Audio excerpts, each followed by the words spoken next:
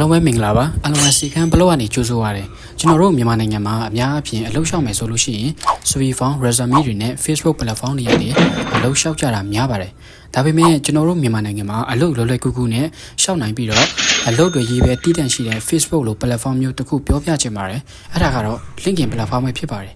ကျွန်တော်ကိုယ်တိုင်ကအရင်ကလည်းပဲ CV form ပေးတာနဲ့ email ပို့တာပဲလောက်တက်ခဲ့ပါတယ်ဒါပေမဲ့ LinkedIn ကိုကျွန်တော်တို့စသုံးတတ်ပြီးဆိုတာနဲ့ recruiter တွေကကျွန်တော်ကိုလာရှာတာတွေ့ရပြီးတော့အလုပ်ကိုင်ခွင့်လန်းနေကိုယ်တိုင်အများကြီးတွေ့လာခဲ့ရပါတယ် LinkedIn ဆိုတာအလုပ်ကိုင်တဲ့ professional network တွေ online platform တစ်ခုပါရိုးရိုးစကားနဲ့ပြောရရင်အလုပ်ရှာဖွေဖို့နဲ့ professional လူတွေကိုတွေ့ဆုံမှုအတွက်အသုံးပြုတဲ့ social network တစ်ခုဖြစ်ပါတယ် LinkedIn ရဲ့အဓိက feature တွေကတော့ကိုယ့်ရဲ့ CV form တွေ resume တွေတင်ထားပြီးတော့ကိုယ့်ရဲ့အတွေ့အကြုံပညာရေး background skill တွေ certificate တွေကိုလည်းပြသလို့ရပါတယ်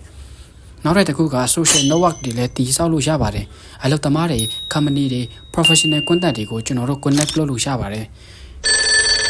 ဒါပေမဲ့သူက social network ပုံစံဆိုတာတဲ့အလုပ်ကိုင်နဲ့ပတ်သက်တဲ့ post တွေကိုဒါဝေလို့ရမှာဖြစ်ပါတယ်အလုပ်ကိုင်ခွင့်လန်းတွေကိုလည်းတနေရာထဲမှာ LinkedIn တွေမှာကျွန်တော်တို့ရှာဖွေလို့ရပါတယ်သူရဲ့ recruitment tool တွေအနေနဲ့ကလုပ်ငန်းရှင်တွေက step တွေကိုရှာဖွေဖို့ candidate တွေကို interview ခေါ်ဖို့အတွက်အသုံးပြုကြပါတယ်မျိုးစကားနဲ့ပြောရမယ်ဆိုလို့ရှိရင် Facebook လိုပဲဖြစ်ပေမဲ့အလုပ်နဲ့ပတ်သက်တဲ့ career အတွက်အသုံးပြုတဲ့ platform ပုံစံမျိုးလို့ကျွန်တော်တို့ပြောလို့ရပါတယ် LinkedIn ကိုကျွန်တော်တို့ကြာသုံးလေ post တွေတင်ပေးလေကိုယ်နဲ့ကိုက်ညီတဲ့ knowledge တွေကို share ပေးနိုင်တယ်လေအလုပ်ရှင်တွေကကျွန်တော်တို့ကိုလာပြီးတော့ connect လုပ်လာပေးနိုင်ပါတယ်ကြာလေကျွန်တော်တို့အတွက်အလုပ်ကိုင်ခွင့်လန်းတွေပို့ပြီးတော့အများတွေ့ရှိလေဖြစ်ပါတယ်ဆိုတော့ကျွန်တော်ဒီ blog ကကျွန်တော်ရဲ့ LinkedIn ဘယ်လိုသုံးရမလဲဆိုတော့ပြောပြပေးထားတာဖြစ်ပါတယ်နောက်ထပ်စိတ်ဝင်စားစရာဗီဒီယိုလေးတွေကိုကြည့်နေဆိုရင် like and follow လုပ်ထားပေးဖို့အကြံပြုချင်ပါတယ်ခင်ဗျာကြည့်ရှုပေးတဲ့အတွက်အားလုံးကိုကျေးဇူးတင်ပါတယ်ခင်ဗျာ